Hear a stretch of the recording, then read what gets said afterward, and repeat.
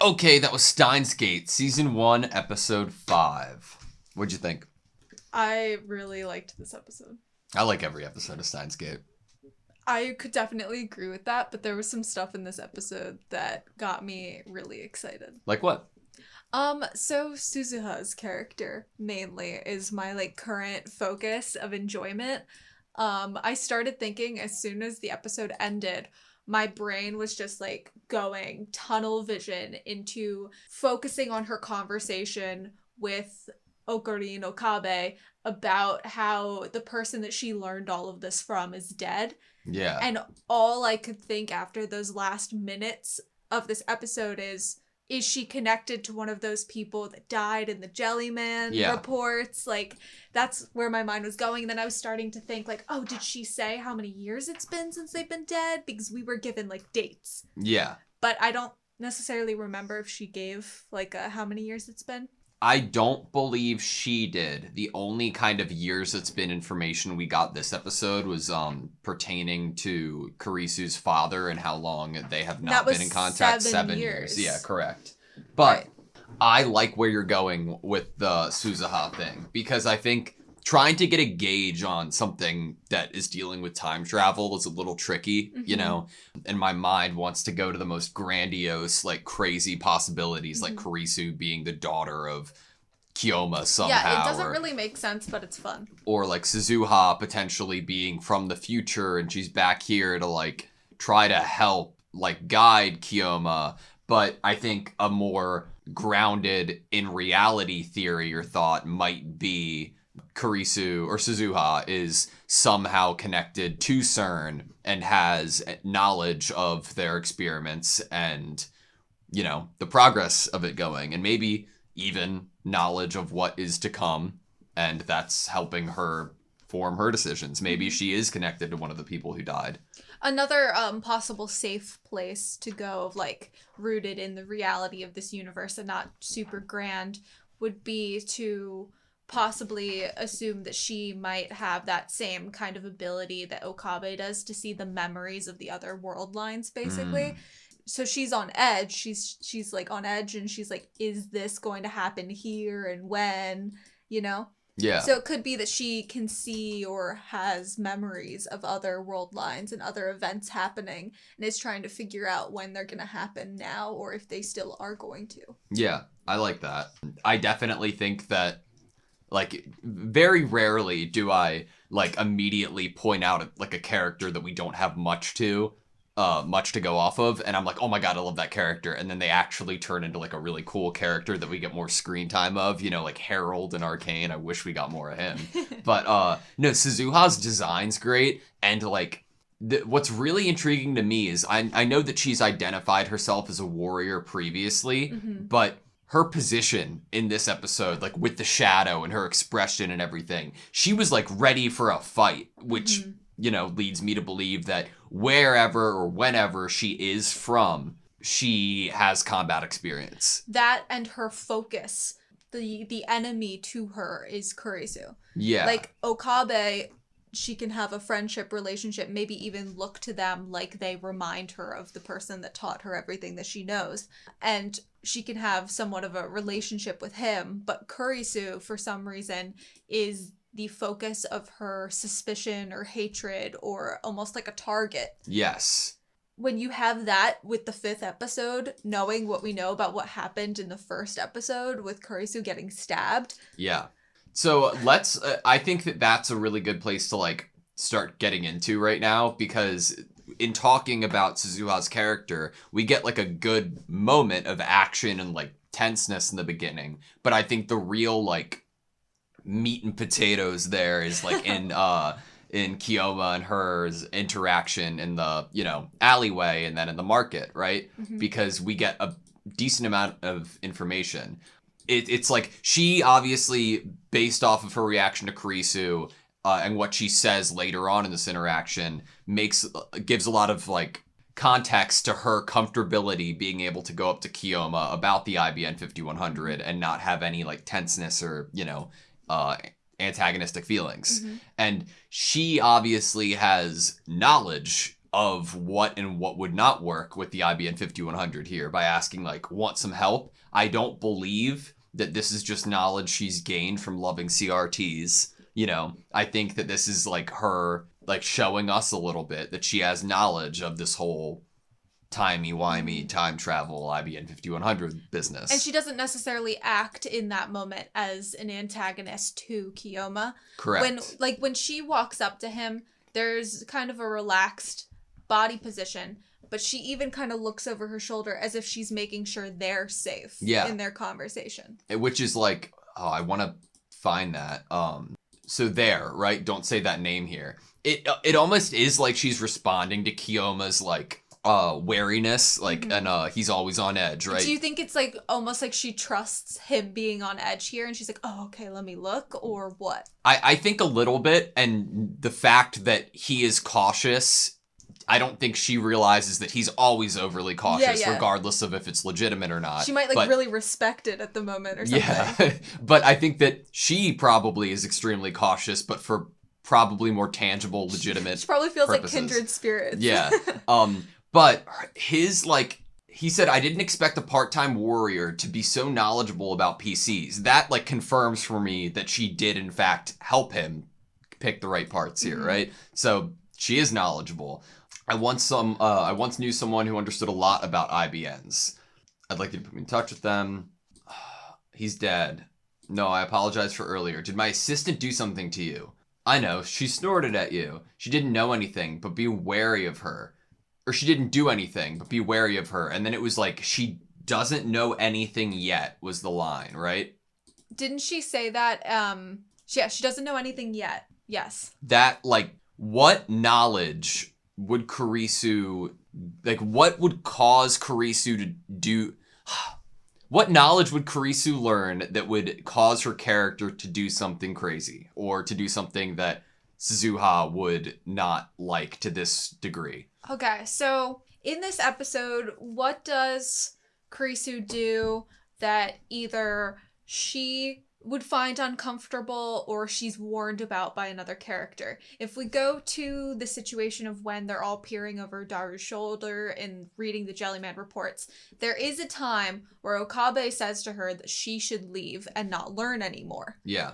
That could be a piece of evidence for something. You know what that could be? She's being warned to not learn anymore, and maybe she goes too deep, and then whatever she learned there takes her somewhere. I bet that would be like a deviating point in, like, a timeline or a world line. Where like if she left then or if she didn't. Especially with her hatred of the idea of time travel. Yeah. With her father, there could totally be a timeline of this character completely rejecting being around Okabe and even hearing more of these reports. Going with how she is standing, Suzuha, at the beginning of the episode, like, towards Kurisu, my first thought was like, oh my god, in that one world line, was Suzuha the person who did kill Kurisu? Like, in you know, the beginning of the show? Because maybe in that world line that Okabe was seeing the memories of, she did know something and she did do something. Maybe, yeah. I don't know. Or she was being killed right before she did something. Yeah. Depending on, you know, which world we were being shown there. I mean, I think that we have the players. I think we have the assassin, Suzuha. Yeah. Which is, in some timelines, she might end up working with the lab and being wary of Kurisu. And then in another timeline, Kiyoma Okabe is trying to protect Kurisu from Suzuha. Yeah. And then, you know, these are the players. I agree. And their dynamics change depending on the world line. Yeah. I'm wondering what was the knowledge that see, when we saw Kurisu being killed before any of what we're being shown has taken place, right? So why in one world would she have already possessed knowledge that would have had her killed at an earlier point? Would it be dependent on her father and her father's research? In this current world line, John Titor didn't go to 2000. Correct. But we saw glimpses of the one where he did. Yes. And so if those papers and those theories had been put out there in the world in America in 2000, Kurisu would have probably started researching this sooner. Yeah. Or maybe even possibly believing it or studying it. Maybe brought her closer to CERN Mm-hmm. and the ideas of that, which would lead her to being killed. Because we know that she was at that building where the professor was having a conference basically putting out his own idea of time travel, which really was a repetition of John Titor's papers in 2000. Yeah. And we know that she was there for that. Yeah. And that's when she got killed, is because she was there for that professor's talk. Interesting. Okay, I'm so sorry. I have something in my eye and it's bothering me. It's bothering me the whole episode. I want to figure that out real quick. I'm back. Sorry. I have something in my eye. It's kind of bothering me, but I'll figure it out later. So anyway, back to our train of thought. 10 years, or in 2000, right? Mm-hmm. John Titor appearing in the year 2000 was seemingly the same timeline that Kurisu was killed in, yes. Correct? We have, what I'm thinking is John Titor, 2000, starts posting and talking about his time travel theory. Then in that same timeline, we're at a professor's talk in 2010 about basically the same theory. And in that timeline, a version of Okabe tried to warn Kurisu about getting stabbed, and then she gets killed. Yeah. And then in the current, what I think is the actual current line that we're in, and not just memories of other lines, there was no John Titor until recently on messaging boards with like 0 search results, maybe like 7 search results. We have Suzuha saying that Kurisu doesn't know anything yet and to be wary. And then we have Kurisu starting to learn the time travel theories at the end of this episode. Yeah. So does that suggest that if John Titor did appear in America in the 2000s, that would lead Kurisu down a path where she would gain knowledge that people like Suzuha would consider dangerous and then have her killed for it or because of it? Mm-hmm. I mean, Suzuha learned all of the things about this PC and probably about time travel from someone else. So I don't think that I could say that she's worried about Kurisu being able to figure out time travel, because it seems like she doesn't think time travel is necessarily a bad thing. I feel like that wouldn't be necessarily safe to assume that Suzuha was against time travel. Yeah. But it is interesting because I feel like Suzuha is this, basically I see her as this traveling assassin that's jumping between world lines with the mission to take out Kurisu as soon as she starts to show that she's heading down the path that is bad. Yeah. Or that in Suzuha's world would be bad. And she says be wary of her as well, right? Yeah. Like. Which means that she doesn't know anything yet, but whatever she's going to learn, she's learned it before, and then that bad things have happened. Yes. So what is it that she learns? Is it what we learn at the very end of this episode? Wouldn't it work that we get this warning and she doesn't know anything yet lines, and then she learns something at the end of the episode? Yes, I get you, but it's hard, from any of the information that we were told at the end of the episode, it's hard for me to believe that any of that was substantial enough to put her on such a different path, I guess, or to start her on a significant enough path. Well, maybe the significant path is her realizing that time travel isn't necessarily just a bunch of conspiracy theories. Yeah. Maybe that is the path that when John Titor posts his theories in 2000 about time travel, she starts looking into those theories because she's a scientist and studying them and realizes they're not just theories. And then in the current timeline, this Kurisu is like, they're just conspiracy theories, but now she's learning that they're real. Yeah.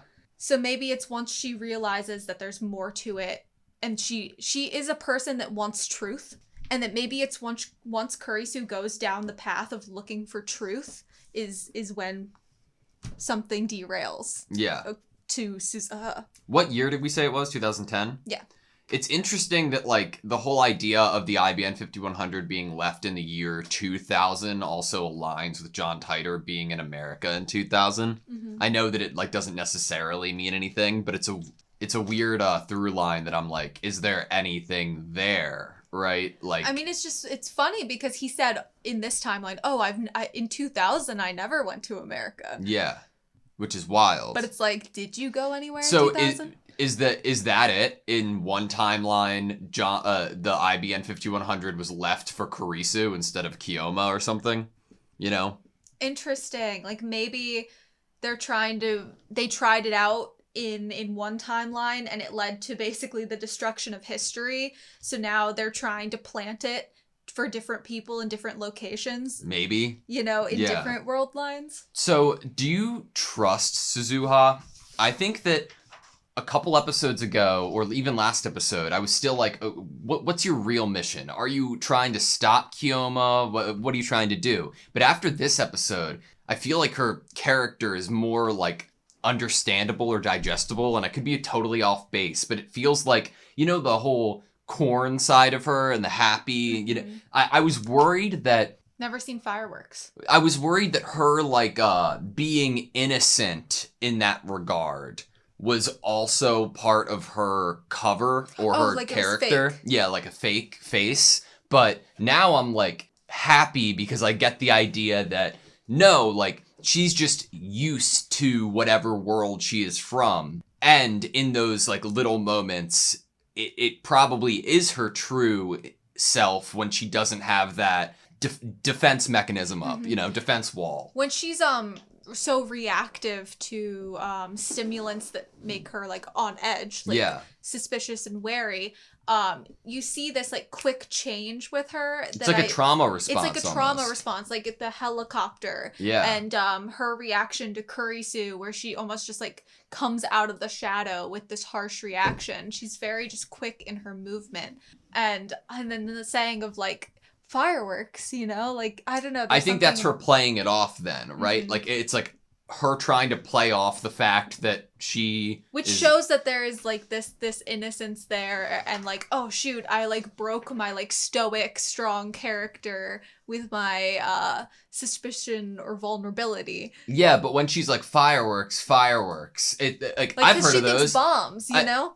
And when she's like saying fireworks, I've heard of those. I don't think that she's like trying to like play it cool or anything. No, I think that she's being genuine. Like, oh yeah, I know what you're talking about. Like, I've heard of those, and like in my history books. But like, which way are they? I want to see them. Like, it's not like her just trying to get out of this and like trick Kiyoma. Yeah, by I any agree. means. There's something else you could put onto it is almost like a reassurance to herself. Like she immediately thought bombs, and then she's like, oh. Fireworks. Yeah. Fireworks, not bombs. You know, it's almost similar to something like a calming down of herself, too. Yeah, and I like how that even in this world that is presumably better than her potential dystopian future or a dystopian future or a World War III happening in 2015, we still get signs in the background that say 2010 bummer. I'm like, God. Sounds like 2015 might be more of the bummer if you're not careful. I don't know. It's nice to see Suzuha. I feel bad for her, even though I don't know her past. You know what I mean? I'm like, what have you been through to make you so on edge? What was in her hand? You know, earlier in the episode, it was like this little silver disc, and it almost looked like it had the picture of a spoon on it. That was before. That was, I think, before. That was the first thing we saw. Yeah, it was the first thing we saw. I don't look like it. It's not a spoon. I don't think it looks like a spoon. An eye? It looks like a piece of metal with in a design shape on it. of a clock, potentially. Oh, because it a little bit looks like a shorthand and big hand, but regardless, it looks like it almost looks like a stopwatch even. But it's like a circle with like a point on both ends, right? Mm-hmm. And it also reminds me of how she gave. What's her name? Mayuri, a card, like an ultra rare card or whatever. I'm like, Suzuha has like trinkets, you know? Which also could feed into talking about her having a possible innocence. Yeah. And she's carrying out this mission that she has to be on edge, suspicious, wary, dedicated to whatever this mission is, whatever we can guess it is. But there's also this like innocence to her if you think that she holds on to things of sentimental value. Yeah. It's interesting. So do you think the person that she knows who died is the one who gave her this? you know, you could go there, or you could go that this represents her mission and isn't necessarily tied to the person. But I did say the word sentimental value. Yeah. Which would go along with someone that she loved that has died. You know what it reminds me of? A sundial. Like, in a really weird way. Like, it seems like it's pointed at the bottom enough that when she pushes it one way, the shadow's manipulated, right? I wonder, this is, like, crazy, but, like, if it's any way to tell, like, which world you're in or which world line you're in, depending on where the sun and the light is. I don't know. I like you bringing up the shadows and that she is basically putting a different part of it in the light by pressing it down, which kind of completely is what happens like 5 minutes later when she reacts to Kurisu and there is shadow from the building and where the sun is located, and she starts from being like in a happy face to going up, and once she's in the shadow her face has changed. Yeah. Like her with shadows seems very like intentional, you know, like how much emphasis is put on them. It's like almost to symbolize something that's an internal factor. Yeah. A characterization of her. Huh. She's such an interesting character, man. I want to learn all about her. Okay. Next shot is that I have written down is 1433. We get this really cool shot from Daru. I apologize. I always look down at my notes because I'm still struggling with the names 5 episodes in. I'm really bad with names. Well, I don't know if I should be calling Kiyoma by his mad scientist name or by his nickname or by his real name or any of them. Any of the names. Should I be calling Christina or Chris or Mikasa? Kurisu, I don't know. Or Kurisu? So this is the shot I really like of Daru. It's once he like breaks through what I guess is the Z program. But he breaks through it. He says that he got it. And then there's this really cool shot where you pull out from the monitor and we go through Daru's head. Like for the split second that we were in Daru's head, I could see like the dirty thoughts and jokes that he and Kurisu share, apparently. I mean, I appreciate that his desktop background is where Mayuri works. Yes. Yeah. That's just being a good friend. He's just a really good friend. But that transitions us into him breaking into the CERN server, I guess, with the IBN5100.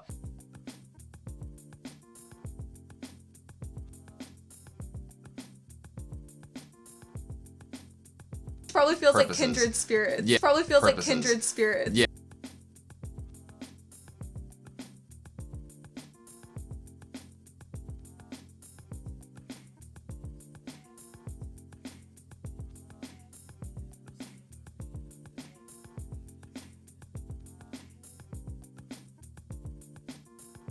Probably feels like kindred spirits. Probably feels like kindred spirits.